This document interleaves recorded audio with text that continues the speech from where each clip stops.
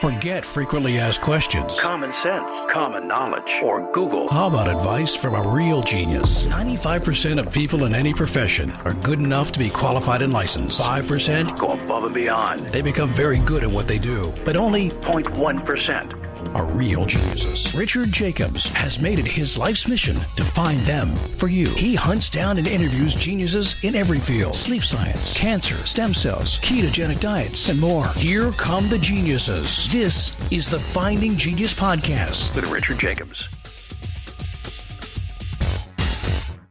Hello, this is Richard Jacobs with the Finding Genius Podcast. My guest today, she's also a podcast host, among many other things, Pamela Wilson. She's a caregiving expert, an author, a radio host, and a keynote speaker. She's a national caregiving expert, an advocate, and again, a speaker or consultant. She has 20 years experience as a court-appointed guardian, a power of attorney, and care manager. So good to have her on the podcast today. Pam, thanks for coming. Thanks for having me, Richard. I appreciate it. Yeah, tell me, I don't know, you seem to focus on an area that I guess people would reluctantly, at best, want to do is be a caregiver for someone. But what's your background? How did you get into this area? You know, a lot of life experience. So when I was 17, I was interested in geriatrics, and I had a social work scholarship that I didn't take. My oldest sister died in a car accident when I was 17. My parents passed away when I was in my 30s. My oldest brother passed away 6 months after my father. And that really pulled me back into the caregiving arena. I was working in corporate America doing marketing and not feeling really rewarded. So I changed gears, left corporate, and started to help caregivers because I felt that I had the experience to know what people went through. I also went back and got a lot of other education. Yeah, it's a lot of tragedy. I'm sorry all that stuff happened to you, but it sounds like you were there for your family, multiple times. So that's good. I was, and it was really a blessing in disguise. I mean, yes, it was sad, but it really opened up a whole new world for me of helping other people. What do you do right now? Again, you run a podcast. What other activities are you engaged in at this current moment? So I do a podcast, and I do a lot of work with caregivers throughout the world, and that really comes from the podcast. And so I have a support group on Facebook, which is called the Caregiving Trap. A lot of caregivers will chat within there and pose problems, and I solve answers. There's also a caregiver survey on my website under the contact tab where people can email me, and I actually do videos every day, either on Facebook or YouTube, and so I will respond to these caregivers that way. Professionally, though, I work with companies and groups who have an interest in increasing caregiver education and awareness. So I will go speak, I will create video programs that they can put on their intranet for caregiver training, and then I have an online course. So what are some of the common misconceptions or questions that caregivers have when they first start out? Well, a lot of it is half of them don't even realize they're a caregiver, and that's where the caregiving awareness comes in. Corporations will say, well, we have employees that we know are caregivers, but they're hesitant to tell us because they think that, there may be some discrimination in the workplace. So it's identifying caregivers. A lot of people will say, I'm just, I help my mom and dad every now and then, or I help grandma or grandpa every now and then. They don't realize that they're a caregiver until something happens within the healthcare system that a doctor or another person says, oh, your mom's caregiver, your grandma's caregiver. And then they're like, oh, I guess I'm a caregiver. So the awareness is the first hurdle that caregivers have to get over. And then I have no idea what I'm doing. Is there a special designation when you're, called a caregiver, or is it just is it a legal term? Is it just, that's what you are and it surprises people? Like, why is that an important thing? It's not a legal term, and it's an important thing because a lot of people who are helping parents and grandparents don't realize that help exists. Even a lot of caregivers don't realize that help exists because as a society, we push this responsibility back to the families. We don't really talk about it, and we don't talk positively about aging and getting old and needing health care. So it's kind of the subject that, like you mentioned before, we don't want to talk about. A lot of people will say to me, how can you do this? Why do you even do this? Is this pleasant for you? And my response is I love it because I love being able to educate caregivers on what to do in situations. So, for example, this morning I had a lady from California contact me, and she said, I live 100 miles away from my dad. My brother is somewhere else. We know my dad needs help. He's refusing. We think he has dementia. What on earth do we do? So I actually did a video for her on Facebook today and gave her some responses. So it's just the fact that caregivers have no idea that they're a caregiver until somebody says it from the healthcare system. And then they have no idea what to do about all these situations or that resources are available until they start searching. And sometimes they find a good resource. Sometimes they come across something that's not as helpful. What are some of the basics that caregivers need to figure out? I mean, is this happening, I guess, where they're visiting the person's home or they're visiting them in a nursing home? Like where does the caregiving tend to happen and how often and when? Well, it tends to happen, it'll start with elderly parents at home or for a spouse, a healthy spouse caring for a sick spouse. So it usually starts in the home and usually with simple things. So things like picking up a prescription or doing some grocery shopping and making a meal because somebody's not feeling well. Maybe they go to a doctor appointment, and that's where they kind of get swept into the healthcare system. And that's where the problems start, because a lot of older people see the healthcare system and providers as God. You know, a doctor tells them something and an older person's like, oh, I have to do that. I must do that. Where asking questions really gives a better response, because older people will stop taking medications because, well, the doctor told me to take it, but I don't know why I'm taking it. And so then they're arguing with their children who are saying, well, Mom, you're supposed to take that. The doctor told you. But nobody knows why, and nobody knows the long-term effects. So, for example, high blood pressure. It can eventually lead to dementia. It can lead to strokes. It can lead to a lot of serious conditions. But if the doctor never says, well, here's why I want you to take this medication, and here's why it's important, the older adult doesn't know, the caregivers don't know. They're thinking, we don't need this. We feel okay. High blood pressure doesn't always show up as not feeling well. So there's a lot of complications that come into caregiving that adult children and spousal caregivers don't realize until things start to go bad. And then they're saying, well, why didn't anybody tell me? And then the question is, well, why didn't you ask? And they say, well, we didn't know to ask. That's kind of the spiral of where caregiving goes off track. Well, what kind of things go off track? Like, again, you said they don't know why people are taking medications, and then you talked about, adverse effects to them. But so you're home with the person you're giving care to, and all of a sudden they're having a very strong adverse reaction and you don't know what to do? Or like, what are some of the events that are really important for caregivers so they need to be aware of that can happen? So another example from yesterday, I had a caregiver who said, my mom fell today. I thought something was wrong yesterday. I probably should have taken her to urgent care, and I didn't. What should I be looking for? So anytime that caregivers notice, and those of us in healthcare, we call it a change in condition. So maybe mom or dad are more tired, or they're not eating today, or they don't feel like getting out of bed. The things that you want to look for are, if you have a thermometer, take their temperature. Some patients will have blood pressure machines at home. You can take that. But really, any significant change in condition for an older person, get them a doctor appointment, take them to urgent care. If you have to, take them to the emergency room. These days with COVID, that's a little complicated. But the biggest thing with older people is not to wait, because their conditions change so quickly that they can become septic. A lot of things can happen, and they can become more ill and then have to go to the hospital and then have to go to a nursing home for rehab instead of being able to catch it early because you noticed something. So really being attentive to the little things for caregivers is extremely important. Are there certain conditions that just really require a level of caregiving that most people can't sustain? Or when they, when people are far enough along in certain conditions, do they just really how do they know when they get to that point where they just can't do it anymore? Well, for caregivers, they always wait too long. So caregivers want to be helpful, and they rarely ask for help. And so for the caregiver, the point where they can't do it anymore is where they are emotionally distraught every day. They feel trapped, they feel lonely. And from a physical perspective, let's say that a parent is in a wheelchair and they're still at home, and that caregiver is having to lift a parent and do a lot of physical tasks that really could harm the caregiver. If they help a parent up, the parent falls over, they fall over, they get hurt, and the elderly parent gets hurt. A lot of caregivers, though, don't think about that. They self-sacrifice. And so they'll do it and do it and do it until mom or dad have a serious fall that then pushes them into a nursing home. And that's where, if caregivers were talking to parents earlier about a plan to say, mom or dad, when this happens, we may need to look at a care community because I may not physically be able to do it. I may not mentally be able to do it. Having those conversations early then prevent that emergency situation where the caregiver says, I can't do this anymore. We have to make a change. and then everybody's surprised. If you like this podcast, please click the link in the description to subscribe and review us on iTunes.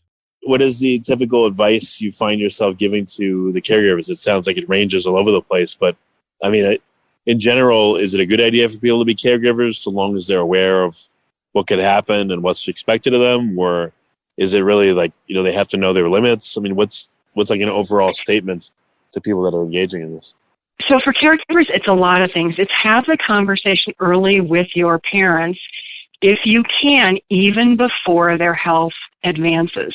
So when mom and dad are relatively healthy, and maybe you're helping out with a couple of things. Maybe you do some grocery shopping. Maybe you pick up some prescriptions. Maybe you go to the doctor appointment. Have conversations then about what happens when you get worse. What do you want? And here's what I can do. And the other thing for caregivers is that to recognize that help exists. Find a support group, either in person or online. Be very proactive about asking doctors and the healthcare system for help.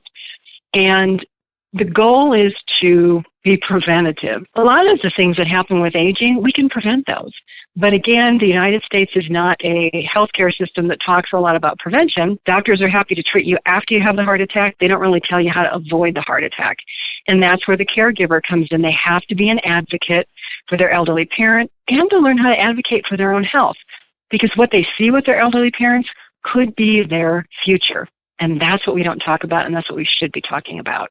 What about preparing a will, DNR orders, or, like if you're incapacitated, what, the person caring for you should do, et cetera? Extremely important. I'm glad you brought that up. So again, the early conversations with elderly parents about, gosh, what do you want when this happens or when you get sick? There should always be discussions about medical and financial power of attorney and then the living will. So the medical is the person who helps with health care. The financial obviously pays the bills. The living will is what talks about, if I become incapacitated, what do I want? Do I want to be taken care of by my son or my daughter? Do I want them to make all my decisions? And then on the other hand, if I'm in a serious accident, do I want a feeding tube? Do I want a ventilator like we hear a lot these days of COVID? What kind of serious care do I really want and for how long? Those discussions are extremely, extremely important. And for older people now, Medicare actually has an advanced planning benefit where you can go to your doctor and specifically talk about this. I think it allows an hour to ask questions to make sure that you understand what the consequences of the choices that you make are, because that also is very important. So those conversations should be had preferentially before you're in a situation where you have to make a life or death situation, because then it's difficult. And then there's a point where elderly parents who have dementia can't create a power of attorney anymore. It's too late because they don't have the capacity or the ability to understand. Then it has to go to the court system, and it's guardianship and conservatorship. And if there's a guardianship or conservatorship, is that usually the caregiver, or they could easily be passed over by someone court appointed? So it is, in some cases, if there is a family member willing, it can be, like a son or a daughter, can be both the guardian and the conservator. Sometimes, though, they are very uncomfortable doing that. And so that's where I was appointed as a professional. And in other circumstances, maybe the elderly don't have any children, so there's no one. But either family or a professional can be appointed. If a professional is appointed, it's usually two people, one as guardian and one as conservator. So there's a system of checks and balances. And then those people who are designated the guardian or conservator really have absolute authority. So it's kind of a last resort when there wasn't a power of attorney document, or, a person has a power of attorney, but they're kind of saying, well, I don't need anybody to help me. And then it has to go to the court system. What's the difference between a guardian and a conservator? What are their roles? So a guardian is the healthcare advocate. The guardian decides where a person lives, so that could be home or a care community or a nursing home, and they have decision-making power over all healthcare decisions. What medications are taken, if there are treatments, end-of-life care, everything. The conservator, on the other hand, is the property end, so bank accounts, retirement accounts. If the house has to be sold, the conservator does that. The conservator takes care of all the financials, and the guardian and the conservator should work together to talk about how much money do we have for care? Because you don't want to spend it all and then have the person live for another 5 years. The goal is to provide the care the person needs with the idea that this money has to last for a long time, and how can we be responsible to do that? What kind of decisions or situations would arise where they come into conflict, the caregiver and the guardian? Family caregivers and guardians, there can be a lot of disagreement. So when I was appointed, it was usually because family didn't get along. So maybe there are 3 brothers and sisters, and one is saying, oh, I think mom or dad should stay home. Another one is saying, no, mom and dad need to go to a care community. The third one is saying, oh, no, let mom and dad move in with me and pay me. So it's when the children have different ideas, and the guardian and the conservator have to say, this makes the most sense based on what we know from a medical perspective that your parent needs, based on what we know from a financial perspective of the money available. This right now is the best plan for the elderly parent. So that's where the disagreements come in between family caregivers who are the caregiver, and then when you have professional guardians and conservators involved. Is there an amount of time at which everyone seems to say, like, I've had enough of this? Or can it go on for years and years and, people kind of stick it through? Well, caregiving can go on forever. I will have some caregivers who say, I moved in with mom or dad a year ago. I thought it would be done. And 20 years later, I'm still here. And it's the same thing for conservator and guardianship appointments. Those appointments are for the life of that individual. Now, that's not to say that if something happens to the guardian or conservator, they can't appoint a successor. But initially, these really are responsibilities for life until some situation changes that makes a different course of action necessary. What are some resources that you have for caregivers where they have questions, they need help, etc.? So for me, they can go to my website, PamelaDWilson.com, click on the Contact Me button, and fill out my caregiver survey. Those are all confidential. I receive the questions, and I always respond in some manner, whether it's via email or I send them a video link. They can also join my caregiving support group. It's on Facebook. My group is called the Caregiving Trap. And then for working caregivers, a lot of corporations are starting to do caregiving programs, but many are not. You can talk to your corporation and ask them for caregiver support programs, direct your human resource person to my website. There's a lot of information there. Oh, so if you work for certain companies, they'll have caregiver resources?